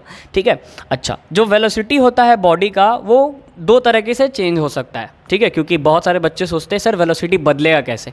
तो वेलोसिटी 2 तरीके से बदलता है। एक तो आप स्पीड को चेंज कर दो तो वेलोसिटी बदल जाएगा, और एक अगर आप स्पीड को कांस्टेंट कर देते हैं। कांस्टेंट मतलब कि आपके गाड़ी का जो स्पीड है, मान लीजिए कि 4 मीटर पर सेकेंड का स्पीड से चल रहा है, तो चल रहा है, एकदम कांस्टेंट स्पीड है। लेकिन अगर आप कंटिन्यूअसली डायरेक्शन बदल रहे हैं, कभी ऐसे जा रहे हैं, कभी ऐसे जा रहे हैं, कभी ऐसे जा रहे हैं, अगर आप डायरेक्शन बदल रहे हैं तो वहाँ पे आपका जो वेलोसिटी है वो बदल जाएगा। तो याद रखना, वेलोसिटी 2 तरीके से बदलता है, एक स्पीड बदलने से और दूसरा डायरेक्शन बदलने से। तो वही मैंने यहाँ पे लिखा है, by changing the speed of body, और दूसरा by changing the direction of body, जब स्पीड क्या हो, कांस्टेंट हो। ठीक है, तो आपको ये चीज़ क्लियर होना चाहिए कि यूनिफॉर्म वेलोसिटी जो होता है उसमें डायरेक्शन मतलब स्ट्रेट लाइन लिखना ज़रूरी है, क्योंकि डायरेक्शन बदला तो भी वेलोसिटी बदलेगा। इस चीज़ पे मैं बार बार फोर्स कर रहा हूँ, क्योंकि वेलोसिटी एक वेक्टर क्वांटिटी है, स्पीड एक वेक्टर क्वांटिटी नहीं है, स्पीड एक स्केलर क्वांटिटी है। तो स्पीड में तुम डायरेक्शन बदलो कोई फ़र्क नहीं पड़ेगा स्पीड को, लेकिन वेलोसिटी में अगर तुम डायरेक्शन बदलोगे तो फ़र्क पड़ेगा, वेलोसिटी चेंज होगा। खैर, अब थोड़ा सा इसको और अच्छे से समझते हैं। देखिए, कभी कभी ऐसा होता है कि हमारा जो स्पीड और वेलोसिटी होता है वो सेम आता है, और कभी कभी ऐसा होता है कि हमारा जो स्पीड और वेलोसिटी होता है वो सेम नहीं होता है। तो सर ये कैसे होता है, तो इसको हम लोग 2 केस के थ्रू समझते हैं, और इसको बहुत अच्छे से समझने की कोशिश करना, तभी आपको स्पीड और वेलोसिटी में डिफरेंस क्लियर होगा। तो देखिए, speed and velocity are not always in equal in magnitude, वो हमेशा इक्वल इन मैग्नीट्यूड में नहीं हो सकता है। कभी स्पीड वेलोसिटी के बराबर हो जाएगा, कभी स्पीड वेलोसिटी के बराबर नहीं भी होगा। तो कब बराबर होगा, कब बराबर नहीं होगा, उस चीज़ को समझते हैं। तो पहले हम केस 1 लेते हैं। केस 1 में हम क्या कर रहे हैं कि speed and velocity are same in magnitude, मतलब ये जो होंगे स्पीड और वेलोसिटी जो होंगे ये दोनों बराबर होंगे। ठीक है, मतलब ये दोनों इक्वल होंगे। कब इक्वल होंगे तो केस समझते हैं। जैसे मान लो कि ये आपका हाउस है, ये आपका घर है और यहाँ पे कोई दुकान है, कोई शॉप है, ठीक है, और आपके हाउस और शॉप के बीच में जो दूरी है वो कितने का है, 100 मीटर का दूरी है, और यहाँ से यहाँ जाने में आपको 50 सेकेंड का टाइम लगता है। ओके, यहाँ से यहाँ जाने में आपको कितना सेकंड का टाइम लगता है, 50 सेकंड का टाइम लगता है। और ये एक बंदा है, एक कोई लड़का है, और ये केवल जा रहा है, अभी केवल जा रहा है। तो अगर ये बंदा जा रहा है तो इसने यहाँ से यहाँ जब ये यहाँ से यहाँ पहुँच गया तो तुम खुद से सोचो इसने कितना डिस्टेंस कवर किया। तो इसने सर 100 मीटर डिस्टेंस कवर किया। इसको टाइम कितना लगा, तो सर इसको 50 सेकंड का टाइम लगा। तो अगर हम स्पीड निकालें तो क्या होगा, डिस्टेंस बाई टाइम। और डिस्टेंस बाई टाइम देखें तो डिस्टेंस कितना है 100 मीटर और टाइम कितना है 50 सेकंड। तो ओवरऑल इसका जो बन रहा है स्पीड वो कितना बन रहा है, कट के अगर इसको हम कट करेंगे यहाँ से तो देखो 0 0 कट जाएगा, 5 को 10 से कट करेंगे तो कितना हो जाएगा, 2 मीटर पर सेकंड क्या हो जाएगा आपका यहाँ पे स्पीड आ जाएगा। ठीक, अब यहीं पे अगर हम वेलोसिटी निकालें तो वेलोसिटी क्या होता है, डिस्प्लेसमेंट बाई टाइम। क्या होता है, डिस्प्लेसमेंट बाई टाइम। तो डिस्प्लेसमेंट क्या होता है, shortest distance between initial and final. तो अगर हम देखें तो ये मेरा इनिशियल, ये मेरा फाइनल, इनके बीच का शॉर्टेस्ट डिस्टेंस भी तो यही है ना, सबसे छोटा रास्ता भी तो ये है क्योंकि एक ही रास्ता है। तो यहाँ पे जो डिस्प्लेसमेंट है वो भी 100 मीटर ही है और टाइम मेरा कितना है 50 सेकंड। तो यहाँ भी अगर सॉल्व करें तो यहाँ भी कितना आ रहा है, 2 मीटर पर सेकंड। तो इस केस में आप देख रहे हैं कि स्पीड और वेलोसिटी दोनों सेम हो गया, ठीक है। लेकिन इस केस में बात करते हैं जिस केस में लिखा हुआ है कि speed and velocity are not in equal in magnitude.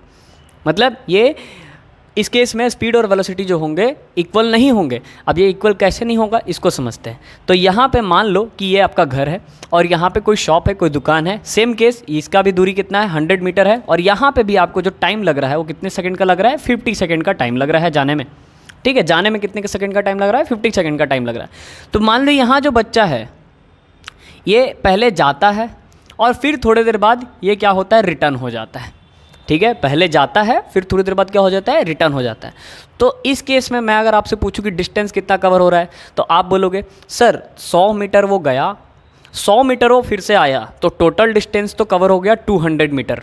क्योंकि एक्चुअली पाथ लेंथ उसने कितना कवर किया, 100 मीटर जाना है, 100 मीटर आना है, तो एक्चुअल पाथ लेंथ कितना हुआ, 200 मीटर, ठीक है। तो अगर हम स्पीड निकालें तो क्या हो जाएगा, डिस्टेंस बाय टाइम। अब यहाँ पे जो डिस्टेंस है वो कितना हो जाएगा, 200 मीटर।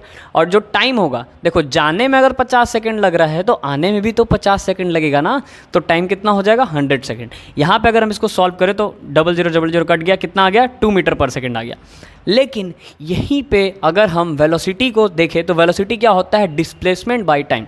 अब अगर डिस्प्लेसमेंट बाय टाइम को देखा जाए तो देखो इसका इनिशियल पॉइंट कौन सा था, हाउस। इसने यहाँ से चला, ठीक है, और फिर यहाँ पे गया और फिर यहाँ से फिर वो यहीं पे आ गया। मतलब इसका फाइनल पॉइंट भी कौन हो गया, हाउस हो गया। तो तुम खुद सोचो, इनिशियल भी हाउस, फाइनल भी हाउस, तो डिस्प्लेसमेंट कितना कवर हुआ, 0। मैंने सर्कल वाला केस में बताया था ना कि अगर एक ही पॉइंट पड़ जाता है इनिशियल और फाइनल दोनों, तो वहाँ पे डिस्प्लेसमेंट कितना हो जाता है, 0। तो इस केस में डिस्प्लेसमेंट कितना हो गया बच्चा, 0 हो गया डिस्प्लेसमेंट। और अगर डिस्प्लेसमेंट 0 हो गया, भले टाइम उसको कितना लगेगा, जाने में भी 50 सेकेंड, आने में भी 50 सेकेंड, लेकिन डिस्प्लेसमेंट कितना हो गया, 0 हो गया। तो इस केस में जो वेलोसिटी आ जाएगा वो कितना आ जाएगा, डिस्प्लेसमेंट बाई टाइम 0/100, बेसिकली क्या आ जाएगा, 0 आ जाएगा। तो इस केस में देख रहे हो आप कि स्पीड अलग है, वेलोसिटी अलग है, ठीक है। तो इससे एक चीज़ हम देख सकते हैं, इससे एक चीज़ हम लिख सकते हैं कि जो एवरेज स्पीड होता है बॉडी का वो कभी भी 0 नहीं होगा, लेकिन एवरेज वेलोसिटी जो होता है बॉडी का वो 0 हो सकता है। सर वो 0 कब होगा, जब डिस्प्लेसमेंट 0 होगा, ठीक है। और डिस्प्लेसमेंट 0 कब होगा, जब इनिशियल और फाइनल पॉइंट दोनों पॉइंट एक ही हो जाए, तो आपका जो वेलोसिटी हो जाएगा वो क्या हो जाएगा, 0 हो जाएगा। तो यही चीज़ मैंने यहाँ पे लिख दिया कि average speed of moving body can never be 0, क्योंकि स्पीड में डिस्टेंस होता है, डिस्प्लेसमेंट नहीं होता है। इसीलिए डिस्टेंस तो कुछ ना कुछ होगा ना, इसीलिए एवरेज स्पीड कभी भी 0 नहीं हो सकता है। लेकिन एवरेज वेलोसिटी जो होता है मूविंग बॉडी का वो 0 हो जाएगा। क्यों 0 हो जाएगा, क्योंकि उस केस में डिस्प्लेसमेंट 0 हो जाएगा। और डिस्प्लेसमेंट कब 0 हो जाएगा, जब इनिशियल और फाइनल पॉइंट दोनों पॉइंट एक ही हो जाए, तो वहाँ पे वेलोसिटी 0, और वेलोसिटी 0 तो एवरेज वेलोसिटी भी 0, ठीक है।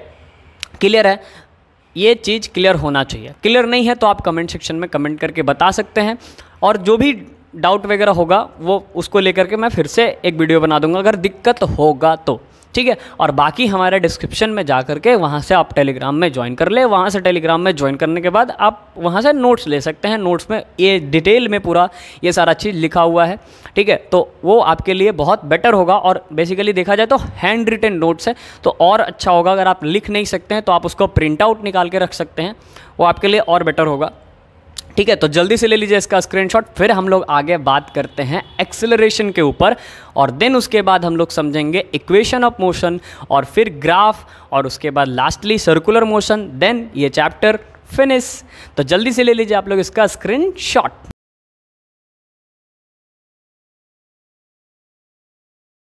सो गाइस, अब बात करते हैं एक्सेलरेशन के ऊपर, और ये अपना इस वीडियो का लास्ट स्लाइड होगा। अब आप सोच रहे होंगे सर ये लास्ट स्लाइड कैसे हो सकता है, अभी तो और भी बहुत सारा चीज़ है। तो वो जो चीज़ है वो हम लोग नेक्स्ट पार्ट में करेंगे, इस वीडियो के नेक्स्ट पार्ट में। इस वीडियो के नेक्स्ट पार्ट में हमारा क्या क्या होगा, मैं पहले वो चीज़ क्लियर कर देता हूँ। इस वीडियो के नेक्स्ट पार्ट में हम लोग करेंगे इक्वेशन ऑफ मोशन। अब देखो, इक्वेशन ऑफ मोशन को दो तरीके से बनाना होता है। एक होता है जिसको हम लोग बोलते हैं कैलकुलस मेथड, जिसमें हम लोग फार्मूला को रीअरेंज करके पुट करते हैं और तीन इक्वेशन ऑफ मोशन बनाते हैं। v is equal to u plus a t, s is equal to u t plus half a t square, और v square is equal to u square plus 2s। और इसका numerical में बहुत use होता है। तो एक तो हम लोग इसको कैलकुलस से बनाते हैं, और दूसरा जिसको हम लोग ग्राफिकल से बनाते हैं। तो जो कैलकुलस होता है, आपके लेवल पे कैलकुलस बहुत सिंपल है। अगर 11-12 की बात करें तो वहाँ पर डिफरेंशिएशन इंटीग्रेशन का यूज़ करके बनाते हैं। तो अभी आपके लेवल पे सिंपल है, तो वो हम लोग नेक्स्ट पार्ट में करेंगे। और ग्राफ फिर समझेंगे, और ग्राफ के बेसिस पे फिर वो इक्वेशन ऑफ मोशन करेंगे, और लास्टली सर्कुलर मोशन। तो जो पार्ट 2 होगा वो काफ़ी छोटा होगा, ठीक है। तो ये पार्ट 1 में आपका पूरा बेसिक है, ठीक है, कि मोशन क्या है, स्पीड क्या है, एवरेज स्पीड क्या है, एवरेज वेलोसिटी क्या है, ठीक है, एक्सेलरेशन क्या है, रिटार्डेशन क्या है, ये सब चीज़ बेसिक हो गया पार्ट 1 में। और पार्ट 2 में हम लोग इक्वेशन ऑफ मोशन पे बात करेंगे, और पार्ट 3 में न्यूमेरिकल, ठीक है। तो एक चैप्टर के पार्ट 3 होंगे, मतलब 3 पार्ट में आपका पूरा एकदम ख़त्म। तो इसके बाद कहीं से भी आया आपके एग्जाम में आप फोड़ोगे, ठीक है। तो चलिए देखते हैं एक्सीलरेशन क्या होता है। तो देखो, एक्सीलरेशन का मतलब क्या होता है पहले समझो। आप बाइक चलाते हो ना, तो बाइक चलाने में क्या होता है कि जब हमें मन करता है, मान लो रोड पूरा खाली है, बाइक चला रहे हैं या साइकिल चला रहे हैं, मन करा पूरा धर के क्या करते हैं हम लोग, उसको पूरा स्पीड कर देते हैं। तो जो गाड़ी में ऐसे ऐडने वाला रहता है उसको हम लोग बोलते भी क्या है, एक्सीलरेटर। एक्सीलरेटर उसका नाम क्यों पड़ा, सोचो। एक्सीलरेटर का मतलब क्या होता है, वो गाड़ी की वेलोसिटी को चेंज कर देता है, ठीक है। मान लो गाड़ी चल रहा है 10 मीटर पर सेकंड के स्पीड से, अचानक से उसको आपने ऐसे ऐड दिया, तो उसमें जो स्पीड है अचानक से उसमें क्या हो जाएगा, चेंज हो जाएगा। 10 से हो गया 20, 30, अचानक से 60, ठीक है। तो वो क्या होता है, एक्सीलरेटर होता है। तो एक्सीलरेटर का काम क्या होता है, गाड़ी को एक्सीलरेट कर देना। एक्सीलरेट कर देना मतलब उसके वेलोसिटी को बदल देना, ठीक है। और वेलोसिटी को कंटिन्यूअसली बदलता है। तो अगर इसको डिफाइन करें तो इसका डेफिनेशन क्या होता है, इसका डेफिनेशन होता है rate of change of velocity. क्या, ध्यान से समझना, rate of change of velocity with respect to time is called acceleration. Velocity का बदलाव होना टाइम के रिस्पेक्ट में, उसी को हम बोलते हैं एक्सेलरेशन। अब मान लो कोई बंदा है जिसके पास पल्सर है, और कोई बंदा है जिसके पास स्प्लेंडर है, ठीक है। मैं यहाँ पे स्प्लेंडर की मतलब ये नहीं कर रहा हूँ। अब मान लो किसी के पास पल्सर है, अब जो पल्सर है उसमें क्या होगा कि उसका जो गाड़ी है वो बहुत जल्दी एक्सीलरेट कर जाएगा, क्योंकि पल्सर में आप सबको पता है पिकअप काफ़ी ज़्यादा होता है। तो जैसे ही उसमें एक्सीलरेट किया तो उसका rate of change of velocity बहुत जल्दी हो रहा है, बहुत कम टाइम में हो रहा है, तो उसका एक्सेलरेशन काफ़ी फास्ट है। अब यही मान लो स्प्लेंडर है, या फिर कोई बाईसाइकिल है, या फिर कोई अगर बात कर ले कोई साइकिल है, तो उसमें जो rate of change of velocity होगा वो कम होगा टाइम के रिस्पेक्ट में, तो उसका एक्सेलरेशन कम होगा, ठीक है। तो सेंस जाना चाहिए कि क्या मैं बोलना चाह रहा हूँ। मैं क्या बोलना चाह रहा हूँ, वेलोसिटी का बदलाव कितना हो रहा है टाइम के रिस्पेक्ट में, उसी को हम क्या कहते हैं, एक्सेलरेशन कहते हैं। इसको इंग्लिश में बोले तो क्या हो जाएगा, rate of change of velocity with respect to time is called acceleration, ठीक है। अच्छा, एक्सेलरेशन कैसे निकालेंगे, तो भैया वेलोसिटी में कितना बदलाव हुआ, तो बदलाव कैसे निकालते हैं कि इनिशियली स्टार्टिंग में क्या था, बाद में क्या हो गया। तो क्या करेंगे, बाद वालों को इनिशियल से माइनस कर देंगे, मतलब फाइनल को माइनस कर देना है इनिशियल से, कि बाद में क्या था और पहले क्या था। तो final minus initial divided by time, ठीक है। तो एक्सेलरेशन को देखो, फार्मूला पहले समझो, डेफिनेशन पहले समझो क्या है, rate of change of velocity with respect to time is called acceleration. और इसको कैसे निकालेंगे, रेट ऑफ चेंज कैसे निकालेंगे, रेट ऑफ चेंज का मतलब क्या होता है, वेलोसिटी में बदलाव कितना आया, तो बदलाव कैसे निकलता है, फाइनल मतलब बाद में क्या स्पीड रहा है और स्टार्टिंग में क्या स्पीड रहा है, final velocity minus initial velocity divided by time. और हम फाइनल वेलोसिटी को v से दिखाते हैं, स्मॉल v, इनिशियल वेलोसिटी को u से दिखाते हैं, याद रखना क्योंकि आगे इसका यूज़ है। फाइनल वेलोसिटी को v से, इनिशियल वेलोसिटी को u से, और टाइम टेकन कितना टाइम लग रहा है उसको t से, और एक्सीलरेशन को स्मॉल a से। तो a is equal to v minus U by T का फार्मूला आ जाता है। अब बात यहाँ पे आता है कि सर इसका ऐसा यूनिट क्या बनेगा। तो देखो ऐसा यूनिट में बहुत बच्चे कंफ्यूज हो जाते हैं, तो इसको मैं एक एग्जांपल के रूप में समझाता हूँ आप लोगों को। मान लीजिए कि कोई बाइक था जिसका फाइनल वेलोसिटी, मान लो इनिशियल वेलोसिटी स्टार्टिंग में उसका जो वेलोसिटी था वो था 5 मीटर पर सेकेंड का, ठीक है। स्टार्टिंग का जो वेलोसिटी था 5 मीटर पर सेकेंड का, मतलब कि u initial velocity, final velocity मतलब v जो कितना था 10 मीटर पर सेकेंड का। स्टार्टिंग में 5 मीटर पर सेकेंड के स्पीड से चला था धीरे धीरे, फिर उसमें क्या हो गया, स्पीड बदल गया, जैसे एक्सीलरेट किए 10 मीटर पर सेकेंड के स्पीड से वो चलने लगा। इनके बीच में जो टाइम लगा वो टाइम में भी समझ लेते हैं, मान लेते हैं कि 5 सेकेंड का टाइम लगा। तो पूछेगा कि बताइए एक्सेलरेशन कितना होगा। तो एक्सेलरेशन क्या होगा, फाइनल माइनस इनिशियल। तो अगर हम फाइनल को रखें तो फाइनल कितना है 10 मीटर पर सेकेंड माइनस 5 मीटर पर सेकेंड, फाइनल माइनस इनिशियल और डिवाइडेड बाई 5।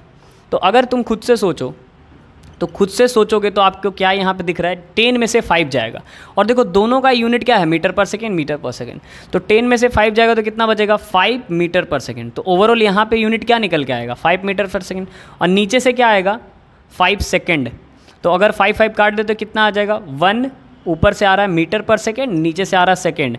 तो मीटर पर सेकेंड का मतलब समझ रहे हो ना, मीटर पर सेकेंड का मतलब क्या होता है, मीटर बाई सेकेंड, और नीचे सेकेंड पहले से था तो क्या हो जाएगा, मीटर बाई सेकेंड स्क्वायर, है ना। तो हम इसको कह सकते हैं मीटर पर सेकेंड स्क्वायर।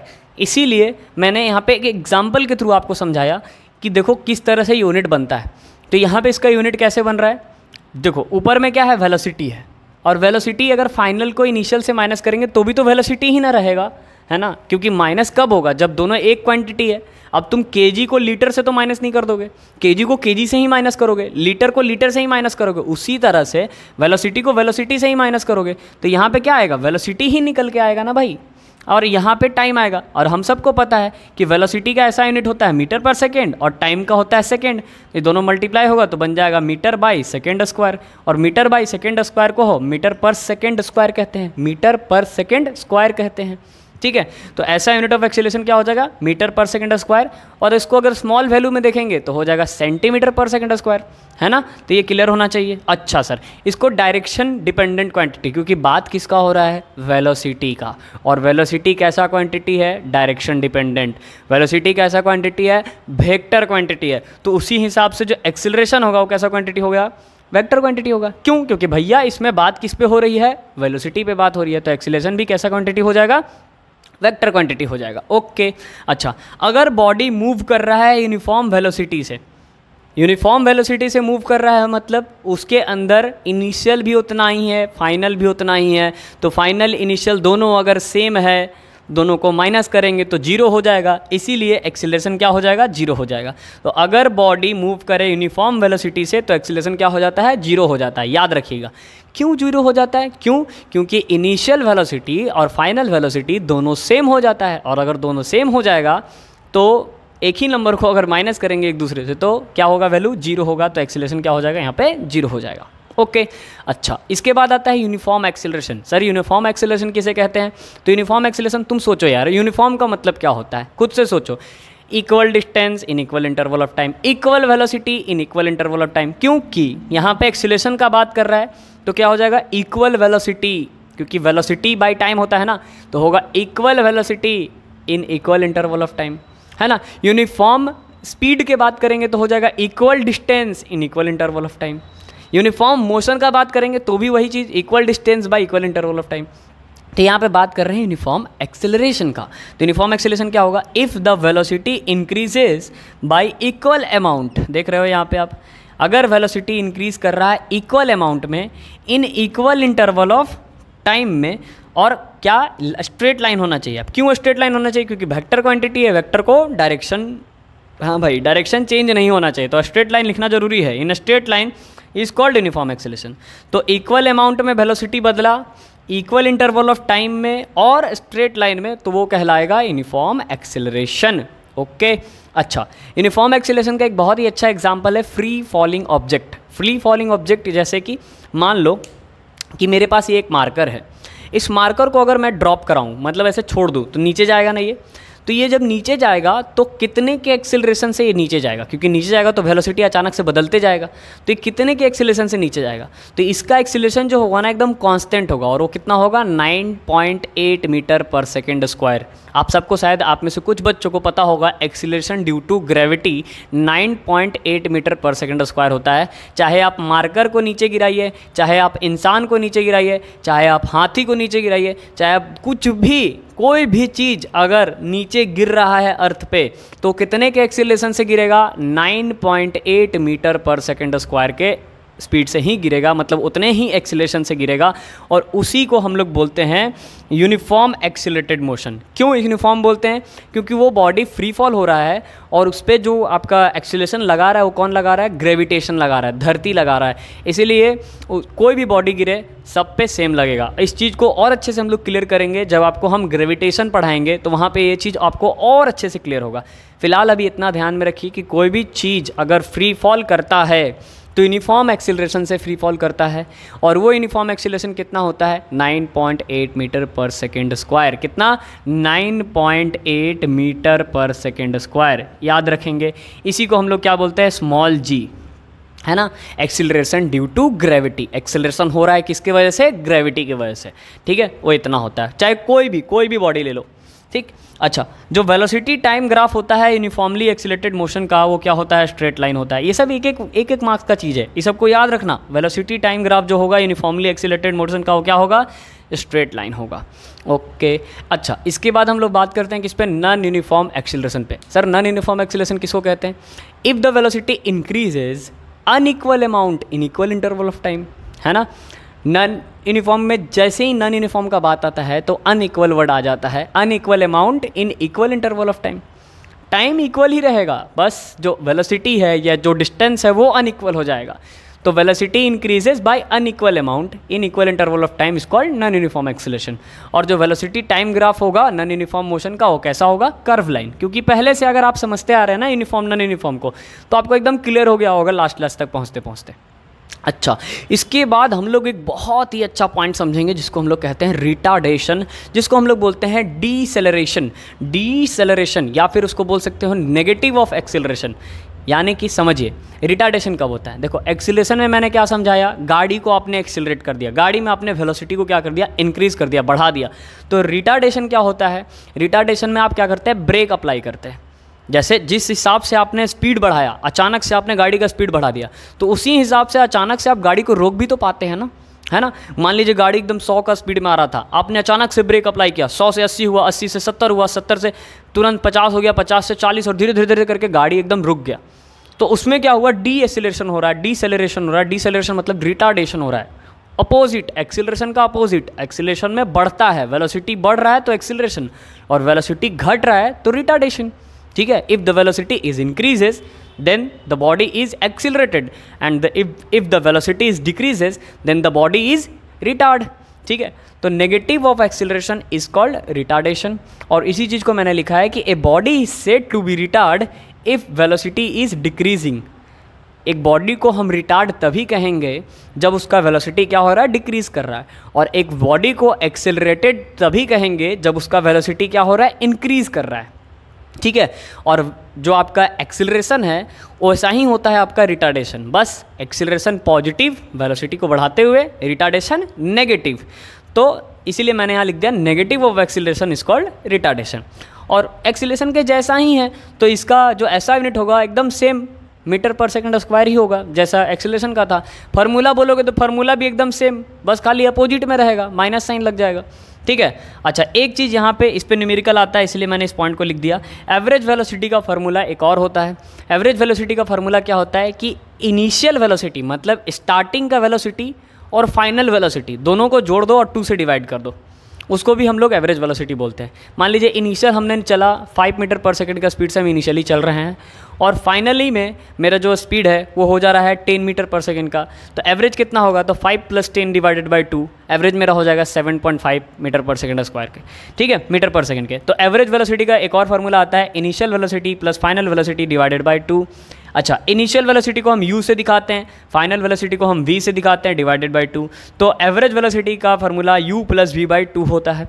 इसको आप याद रखेंगे क्योंकि इक्वेशन ऑफ मोशन में इसका यूज़ है, इसीलिए मैंने यहाँ पे लिख दिया। और नेक्स्ट पार्ट में गाइस इस चैप्टर का बहुत ही अच्छा पार्ट हम लोग कवर करेंगे जो आपके एग्जाम में डायरेक्टली पूछता है। इधर जो मैंने पढ़ा है ये भी पूछेगा, लेकिन वो जो होगा वो 3 नंबर 4 नंबर में डायरेक्टली पूछेगा। क्या क्या? इक्वेशन ऑफ मोशन, ग्राफ और सर्कुलर मोशन। ठीक है, तो इक्वेशन ऑफ मोशन जो होगा 3 कैलकुलस से होगा, 3 ग्राफ से होगा, फिर ग्राफ अलग से और सर्कुलर अलग से, और पार्ट 3 में हम लोग न्यूमेरिकल देखेंगे। सो गाइस, वीडियो के एंड में आप लोग से एक रिक्वेस्ट करना चाहूँगा कि अगर आप लोगों को लगा है कि थोड़ा सा भी आप लोगों को अगर लगा है कि इस वीडियो से मैंने कुछ सीखा, सर ने जो मेहनत किया, अगर आपको थोड़ा सा भी इसका पे ऑफ देना है तो प्लीज़ वीडियो को लाइक करें, सब्सक्राइब करें और वीडियो को ज़्यादा से ज़्यादा अपने फ्रेंड्स में शेयर करें। और प्लीज़ कमेंट करके बताएं कि आपको वीडियो कैसा लगा और मेरे को क्या चेंजेस करना चाहिए वीडियोस में, क्या और बदलाव लाने चाहिए, ये मैं आप लोग से जानना चाहूँगा। ये ज़रूर बताएं कमेंट सेक्शन में, ताकि मैं आगे और भी अच्छा कंटेंट आप लोग के लिए लाते रहूँ। ठीक है, तो इसी के साथ एंड करते हैं इस वीडियो को। Thanks for watching my video guys.